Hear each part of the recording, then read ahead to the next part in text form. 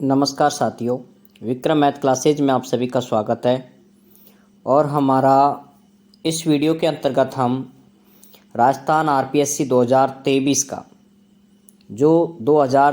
का जो नया अपडेट हुआ है उस फॉर्म को यहाँ पर विस्तृत आवेदन फॉर्म है इसको हम किस तरह से भरते हैं इसमें हम कंप्लीट इस वीडियो में इसकी चर्चा करेंगे। और इस आपके सामने ये ओरिजिनल फॉर्म है जिसको आपको सभी को केयरफुली भरना है और स्वयं भरें, कोई गलती नहीं करें। ठीक है, तो मैं वो भी चीज़ बताता चलूँगा इसके अंदर जो जो डॉक्यूमेंट्स आपको चाहिए। ठीक है, सारा तो आप कंप्लीट इस वीडियो को लास्ट तक देखें जिससे कि आपके कोई भी किसी प्रकार का डाउट है उसके लिए आप अलग से भी कमेंट कर सकते हैं और इसके अंदर भी कमेंट्स कर सकते हैं।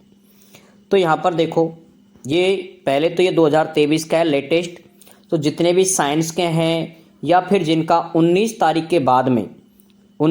के बाद में जो विद्यार्थी संस्कृत के हैं जिनका 19 के बाद डीवी है उनको भी यही भरना है। ठीक है, तो इस चीज़ का ध्यान रखें आप। अब देखो यहाँ पर हम स्टार्ट करते हैं। 2023 का फॉर्म है ये। सबसे पहले आपको एक 50 रुपये का पोस्टल ऑर्डर खरीदना है। आरपीएससी के सचिव के नाम से ये पोस्टल ऑर्डर आता है।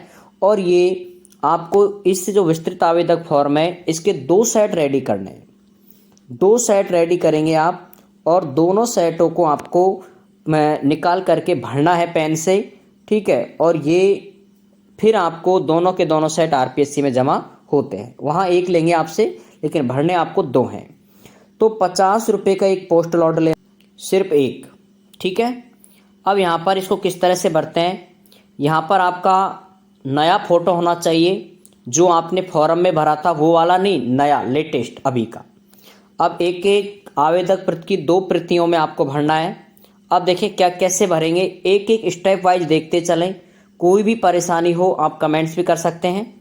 अब देखो यहाँ पर सबसे पहले आपको यहाँ पर रोल नंबर फिल करने हैं। जो भी आपके रोल नंबर है वो आप रोल नंबर यहाँ पर ऐड करें। आवेदक पत्र क्रमांक संख्या ये आपकी होती है एप्लीकेशन आईडी नंबर। जो आपने फॉर्म भरा था उसके एप्लीकेशन आईडी है ये, उसमें लिखा होगा 2022 पहले। ठीक है, मेरिट क्रमांक कार्यालय उपयोग हेतु है, केवल अंतिम रिजल्ट के लिए होता है ये, आपके लिए इसमें कुछ नहीं करें, आप खाली छोड़े इसे। पोस्टल ऑर्डर आपको खरीदना है, अभी मैंने बताया आरपीएससी के नाम से एक, उसके नंबर इस पे लिखना है और इसी की फोटोकॉपी करा करके दूसरे सेट पे लगानी है। 2 सेट बनाने को कहा है तो दूसरे सेट पे वो लगाएंगे आप। ये आपकी विज्ञापन शुद्धि संख्या है, विज्ञापन या शुद्धि पत्र संख्या मैंने नई लेटेस्ट लिखी है 2022-23 वाली, आप इसे ही कॉपी कर लें। ऐसे कैसे, 01 परीक्षा वरिष्ठ अध्यापक माध्यमिक शिक्षा आरपीएससी EP1 2022-23, ये ऐसे कैसे आपको भरनी है। अब पद कोड देखो आप, पद कोड के अंतर्गत आपको कुछ नहीं भरना है, खाली छोड़ना है। पद का नाम है आपका वरिष्ठ अध्यापक और विभाग का नाम है माध्यमिक शिक्षा विभाग, चाहे पूरा लिख दो चाहे एम के बिंदी लगा दो, माध्यमिक शिक्षा विभाग। ठीक है, अब इसके अंदर ये कैटेगरी का नया अपडेट हुआ है जो 2017 में नहीं था। ठीक है, अब इसे आप कैसे भरेंगे, यहाँ देखो इसे। यदि जनरल में है नहीं है तो NA लिखो। AWS का नया फॉर्मेट अपडेट हुआ है। मैंने इसको, एक स्टूडेंट है हमारा, इसी हमारे गांव का EWS का स्टूडेंट है ये मुकेश, इसके आधार पे मैंने ये भरा है पूरा, मेरे गांव का है ये। तो इसका EWS है वो यस है। फिर वो OBC में 2 कैटेगरी होती हैं, एक क्रीमियल लेयर होता है, एक नॉन क्रीमियल लेयर। यदि आप इसके अंदर ये आपको, आप जैसे जाति प्रमाण पत्र होगा आपके पास में उसके अंदर लिखी होती है वो नॉन क्रीमियल लेयर और क्रीमी लेयर दोनों लिखी होती है, तो आप देख लें जिस पे भी है तो उस पर यस करना है, बाकी पे आपको NA नॉट एलिजिबल करना है। ठीक है, बाकी सब पे देखो आप, MBC पे भी NA किया है, SC ST जनजातीय क्षेत्र और 12 क्षेत्र सब पे NA। फिर आपका जन्म और मूल निवास स्थान देखो यहाँ पर, इसको फिल करेंगे आप। जन्म स्थान जैसे राज्य राजस्थान, जिला दौसा, तहसील आपकी जो है वो लिखो, अन्य में आपका गांव का नाम लिखना है। सेम एड्रेस मूल स्थान, ये जन्म स्थान है, कहाँ पर आपका जन्म हुआ ये अलग हो सकता है। और मूल निवास आप वो भरेंगे जो आपने मूल फॉर्म में भरा है, मूल फॉर्म में जो आपने भरा था वो यहाँ पर फिल करना है। ठीक है, अब इसके बाद देखो अतिरिक्त विशिष्ट श्रेणी, इस कॉलम में आप यदि महिला हैं, विवाहित हैं या अविवाहित हैं तो वो करें। ये व्यक्ति है, आदमी है, इसलिए इसको सब पे क्या किया है, क्रॉस किया है इसने। ठीक है, तो यदि आप जिस भी कैटेगरी को बिलोंग करते हो उसके अंदर आपको टिक करना है, ऐसे हाँ पे टिक करेंगे। यदि आप किसी महिला है तो महिला, विवाहित है महिला तो ऐसे टिक करेंगे आप। ठीक है, वो आप देखें यहाँ पर टिक करने का, नहीं है तो सब पे क्रॉस लगा देंगे। फिर ये थोड़ा सा नया अपडेट हुआ है हल्का सा, आवेदक का पूरा नाम लिखेंगे आप, जो भी आपका नाम है, जैसे मुकेश है तो मुकेश जो भी लिखें आप, और यहाँ पर इस पर टिक करें आप ऐसे, श्री, श्रीमती या कुमारी, जो भी आपको लगाना है यहाँ पर टिक करेंगे आप। अंग्रेजी ब्लॉक लेटर्स में आपका नाम लिखना है, जो भी नाम है मुकेश तो इसमें कैपिटल लेटर बड़ी ABCD में। फिर पिता का नाम, पहले पिता का नाम था, बाकी माता का नाम इसके अंदर नहीं था, तो हिंदी में लिखना है राधे श्याम, इसके पिता का नाम है, अंग्रेजी में लिखना है राधे श्याम। अगर बीच में स्पेस है तो स्पेस देंगे, नहीं है तो नहीं देंगे आप। माता का नाम देखो, हिंदी में है श्रीमती मंजू देवी, और अंग्रेजी में जो भी नाम है उसका अंग्रेजी वर्जन लिखो। इसके अलावा आवेदक की जन्म तिथि, कोई किसी की जन्म तिथि है, जैसे 1/1/1996 है इस स्टूडेंट की, तो जो विज्ञप्ति में निर्धारित तिथि है वो वर्ष 27 माह और कितने दिन का हो गया, ये अपने हिसाब से आप कैलकुलेट करें और उसे लिखें। भारतीय नागरिकता क्या लिखनी है आपको, हिंदू, मुस्लिम हो तो वो भी लिख सकते हो आप, जो भी है आपकी वो आप यहाँ पर फिल कर सकते हो। वैवाहिक स्थिति है, ये अभी अविवाहित है तो इसने अविवाहित पे टिक किया है, तो अविवाहित है तो अविवाहित करो, विवाहित है तो विवाहित पे टिक करना है। विच्छिन्न, विवाह, तलाकशुदा है तो इस पे टिक करें, परित्यक्ता है, तलाकशुदा है तो इस पे टिक करें, विधवा है तो इस पर करें, अन्यथा क्रॉस करें। विधवा क्रॉस है, नहीं तो क्रॉस करें इस पर। अगर विवाह का विवरण देंगे तो पत्नी या पति का नाम देंगे आप, पत्नी है तो पति का नाम देगी, और पत्नी है तो पति, ये एक दूसरे के नाम देंगे।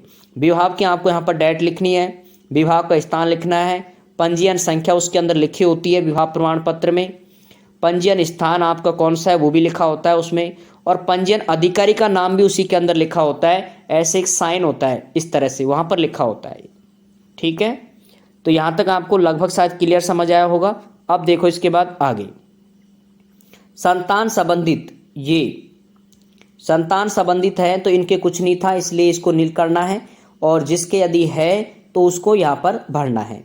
किसी साथी के जुड़वा है तो जुड़वाओं को आप दर्शाएं, और कोष्टक में यहाँ पर ऐसे लिख दिया करो जुड़वा, यहाँ कोष्टक में लिख दो आप इसे जुड़वा।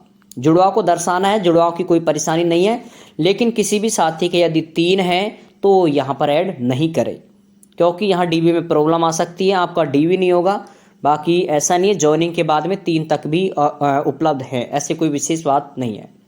ठीक है, मैं खुद वरिष्ठ अध्यापक, ठीक है, इस चीज़ को आपको बिल्कुल केयरफुली आपको ये फॉर्म भरवा रहा हूँ मैं, आप निश्चिंत रहें, किसी चीज़ की कोई भी कहीं भी किसी भी प्रमाण पत्र में कोई परेशानी नहीं आएगी यहाँ पर आपको फिल करने में। कुल संतानों की संख्या 2002 से पूर्व लिखनी है और 2002 के पश्चात लिखनी है। ठीक है, तो ये था नहीं इसलिए अविवाहित को यहाँ पर लिखना है नील, NA और ऐसे कर देना है। पत्र व्यवहार का पता, मैं, फ़ोन और मोबाइल नंबर व ईमेल। अब इसमें जो नया अपडेट है वो ये है कि मोबाइल नंबर और ईमेल लिखना अनिवार्य है, तो आप इसके अंदर अपना मोबाइल नंबर और ईमेल लिखेंगे यहाँ पर। ठीक है, तो पत्र व्यवहार में आपका गांव का गनीपुर, पोस्ट लिख दें, तहसील लिख दें, जिला दौसा और राजस्थान। अदर स्टेट का है तो वो लिखें। स्थायी निवास पता में आप लिख सकते हो, आप यदि ये है तो ये लिख दो सेम, और यदि और अदर है तो अदर भी लिख सकते हैं। ठीक है, लेकिन मोबाइल नंबर आप जरूर लिखें यहाँ पर, जो भी नंबर है जैसे 8058, बाकी और सारे। ईमेल आईडी आप जरूर लिखें यहाँ पर, मस्ट है ईमेल आईडी, क्योंकि ये वाली ईमेल आईडी आपकी उसके अंदर अपडेट होगी। आपको मैं बता दूं किसके अंदर, जो आपकी फाइनल कट ऑफ आएगी। ठीक है, थोड़ी सी वीडियो लेंथी होगी क्योंकि ये सारी डिटेल्स मैं यहाँ पर ही क्लियर करना चाहूँगा, जिससे आपको पूछने के लिए कोई दिक्कत नहीं रहे। आपकी फाइनल कट ऑफ आएगी, उसके अंदर आपको वहाँ पर ईमेल आईडी पर भी आपको सूचित किया जाएगा। ठीक है, इसलिए आप इसको फिल करें। आगे यहाँ पर शैक्षणिक योग्यताएं हैं, इसको केयरफुली काम करें। इसमें ध्यान रखें, प्रपत्र 1 था अभी कुछ देर पहले हमने, उसमें कोई गलती नहीं हो, इस पूरे में कोई गलती नहीं हो, आप तो ये ध्यान रखेंगे। शैक्षणिक योग्यताओं में जैसे मैट्रिक्स, परीक्षा का नाम है मैट्रिक्स हाई स्कूल सेकेंडरी, जिसे हम कहते हैं 10वीं। ठीक है, लिखना नहीं है, यहाँ पर इस स्कूल का नाम लिखेंगे। ठीक है, और जैसे 10वीं मैंने पास की थी तो ये जिस स्कूल से आपने पास किए ना उस स्कूल का नाम लिखेंगे आप। यूपीएस नहीं हो सकता 10वीं में, तो ये होगा GSSS, ठीक है। गवर्नमेंट सीनियर सेकेंडरी या फिर जो भी आपकी प्राइवेट स्कूल है उनका नाम भी लिख सकते हैं। यहाँ पर लिखेंगे आप वर्ष, कुल प्राप्तांक और कुल अंक कितने हैं, प्रतिशत यहाँ लिखेंगे, जितनी आपकी परसेंटेज बनती है वो लिखो। यहाँ पर ग्रेड लिखो, आपकी फर्स्ट श्रेणी आई है, सेकंड आई है, वो लिखो। ऐच्छिक विषय में आपको ऑल लिखना है, क्योंकि बहुत सारे सब्जेक्ट होते हैं इसलिए उनको लिखने पर यहाँ समस्या आती है, इसलिए एक छोटा शब्द ढूंढा है ऑल। ऑल आप लिख सकते हो। कोर्स की अवधि आपकी 1 साल होती है 10वीं। प्रयासों की संख्या, यदि किसी कोई फेल हो गया, सप्लीमेंट्री हो गया, तो प्रयासों की संख्या 2 हो जाएगी, ये आपको ध्यान रखना है। फिर यहाँ पर अगले में लिखना है आपको 12वीं। लिखना नहीं है, ये लिखा हुआ है, ये तो मैं समझा रहा हूँ आपको। 12वीं ये स्कूल का नाम लिख दिया, बोर्ड लिख दिया RBSC Rajasthan board secondary education. कब की थी? 2012 में। पहले 650 का भी पेपर हुआ करता था, अब 5 उसमें से 530 आए। अलग अलग हो सकते हैं, 503 आए, सबके अलग अलग हो सकता है ये नंबर, तो ये आप ध्यान रखेंगे। और कुल प्राप्तांकों को यहाँ लिखें, कौन सी ग्रेड आई है वो लिखो। सब्जेक्ट यहाँ पर PCM लिखा है मैंने, फिजिक्स केमिस्ट्री मैथ, क्योंकि ये साइंस फैकल्टी है इसलिए।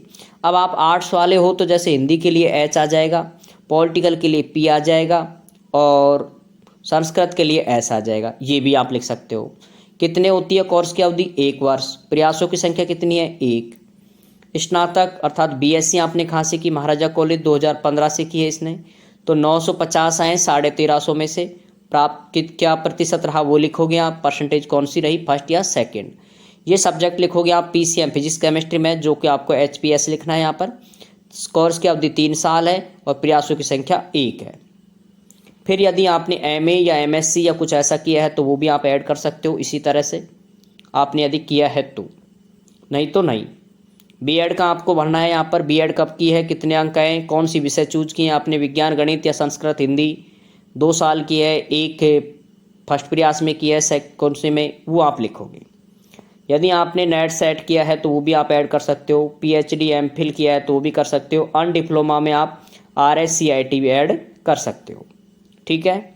अब यहाँ पर इंटर्नशिप यदि लागू है तो ये आपको कुछ नहीं करना है, सारे आपको नील भरने हैं, ये किसी का कुछ नहीं है, ठीक है। अब यहाँ पर एक चीज़ और थी लास्ट में यहाँ पर कि ये पद हेतु अनुभव आपने कुछ नहीं लिया, इसको सारे को नील करेंगे आप, कुछ भी फिल नहीं करें। इसके बाद इसमें कार्य ग्रहण या सूचना, इसमें आपने कुछ नहीं किया तो इसको भी आप करेंगे नील। और इसके अंदर यदि आपने आयु सीमा में कोई छूट ली है तो आप यस करो, नहीं तो नो करो। छूट ली है तो यस करना है, अन्यथा नहीं। और यदि कोई पुरस्कार, पदक, विजय चिन्ह प्राप्त किया है तो उसके आधार पे आपको भरना है यहाँ पर, ठीक है। ये स्थितियाँ देख लेना आप। और यदि कोई शोध किया है, पुस्तक शोधन में किया है तो उसको भी आप यहाँ पर फिल कर सकते हो, नहीं तो आपको नील करना है। और ये नील करना है, यदि ये नहीं है तो आप पूरे को नील करें आप। तो इसको इसमें नीचे आपके खुद के साइन करने हैं यहाँ पर, जो भी आपका साइन है, जैसे इसमें मुकेश है तो मुकेश के साइन। गांव का नाम लिखेंगे। डेट आप कभी की भी डेट सकते हैं, डेट हमेशा, लेकिन आपको मैं बता दूं 7 दिन पहले की डालो। जिस दिन आप ये निकालते हो ना 7 दिन पहले, वो डालो आप, ठीक है। आगे देखो, ये प्रपत्र सूची 2, ये भी पूरा न्यू अपडेट हुआ है 23 के। तो इसके अंदर देखो आप, अंक हैं 10वीं के देखो यहाँ पर जारी क्रमांक और दिनांक, ये जारी क्रमांक है और ये दिनांक है। कुल पृष्ठ संख्या कितनी हो गई? 1। फिर उपाधि, ये सेम है दोनों की, तो देखो मैंने सेम लिख दिया एक को समझाने के लिए, दोनों को सेम हो गया। तो आपको यहाँ पर कुछ नहीं लिखना, आपको यहाँ पर नील ऐसे डंडा क्रॉस करना है, लाइन बना देनी है। 12वीं के भी देखो दोनों सेम है, तो एक की जगह यहाँ पर कितना आ जाएगा? 2, और यहाँ पर यही संख्या वापस यहाँ लिख दो, दोनों सेम आएंगे और ये आपको ब्लैंक छोड़ना है। फिर आपको BSc देखो यहाँ पर, ग्रेजुएशन, BSc BA, उसकी डाटा यहाँ लिखोगे और कितने साल की होती है? 3 साल। वो इसका संलग्न संख्या है 1, 2 और अगले नंबर पे 3। लेकिन यहाँ पर आपको 3 डिग्रियाँ हैं, आपको पता है ना, यहाँ पर ये 3 डिग्रियाँ लगती हैं, फर्स्ट सेकंड थर्ड। तो आप ऐसे लिखोगे 3, 4 और 5 कॉमा लगा करके, और ये उपाधि कितने नंबर पे आ जाएगी? 6 नंबर पे, ठीक है। अब इसने यदि MA किया है तो वो आप ऐड कर सकते हो यहाँ पर। बाकी यहाँ पर आपको B.Ed के नंबर लिखने हैं और नीचे डेट लिखनी है। और 6 के बाद यहाँ पर आ जाएगा 7, बीएड की डिग्री लिखोगे यहाँ पर और ऐसे लाइन खींच करके डेट लिखोगे। नंबर 8 जाति प्रमाण पत्र। नंबर 9 अंक लिखोगे, तिथि लिखोगे। मूल निवास की भी दिनांक वो क्रमांक लिखोगे और डेट ऑफ लिखोगे। तो ये 10 हो जाएगा, ये 11 और ये 12। यदि विवाह है आपका तो विवाह पंजीकरण लगाएं, नहीं है तो नहीं लगाएं। और यदि चरित्र प्रमाण पत्र है जो कि अंतिम संस्था का चरित्र प्रमाण पत्र आपको यहाँ पर लगाना है। ठीक है साथियों। अब यहाँ पर आगे कार्यालय टिप्पणी है जो आपको करनी नहीं है, ऐसे भी नहीं करना आपको, ये भी नहीं करें नील भी, ठीक है, ये भी नहीं करना आपको, ये खाली छोड़ना है। फिर प्रपत्र 3 जो काफ़ी प्रश्नों में रहता है। प्रपत्र 3 देखो, इसमें कन्फ्यूजन रहता है सबसे ज़्यादा कि सर क्या भरे, इसको भरे नहीं भरे। देखो यहाँ पर स्पष्ट लिखा है ऑनलाइन आवेदक की अंतिम तिथि तक, ये है बस। और ऑनलाइन आवेदक की अंतिम तिथि कितनी थी? 10/5/2022।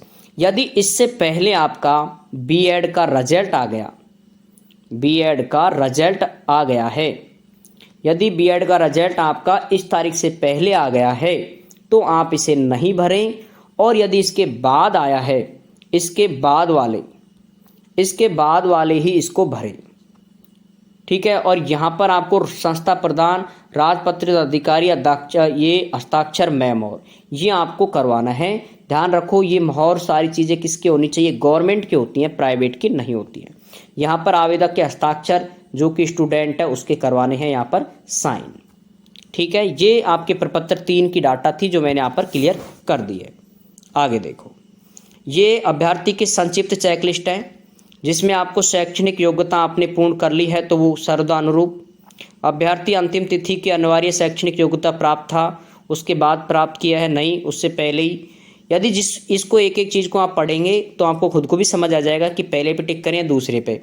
तो जिन साथियों की पहले से डिग्री बीएड की हो चुकी है वो तो पहले पे टिक करें, जिनकी नहीं हुई है वो दूसरे पे टिक करें। ठीक है। बाकी इस पे भी पहले पे टिक है, ये भी अगले पे, पहले पे। एक एक चीज़ को आप यहाँ पर देख सकते हो। इनको सब पे साक्षात्कार वाले पे हल करें, यूँ करें, श्रेणी वाले पे भी करें, आवेदक से पूर्व तिथि और राजस्थान का मूल निवास यदि नहीं है तो आप उस पर ध्यान देंगे। ठीक है। आरक्षित श्रेणी का यदि मूल राज्य से उसी आरक्षित श्रेणी का है, बाहर के विद्यार्थी की बात कर रहा है तो आपको यहाँ पर नील करना है क्योंकि आप बाहर के नहीं हो। अनुभव में आपको कुछ नहीं करना, नहीं तो ऐसे टिक करना है, कुछ भी नहीं करें आप। ठीक है, ये आपको छोड़ना है। इसके बाद यहाँ पर अभ्यर्थी की जो विज्ञप्ति के अनुसार निर्धारित तिथि है 27 वर्ष, जो भी माह है वो लिख दो यहाँ पर। न्यूनतम आयु हमेशा ध्यान रखें, यहाँ पर फॉर्म में दिखा रखिए 18 वर्ष और 40 वर्ष, यहाँ पर आपके साइन करने हैं।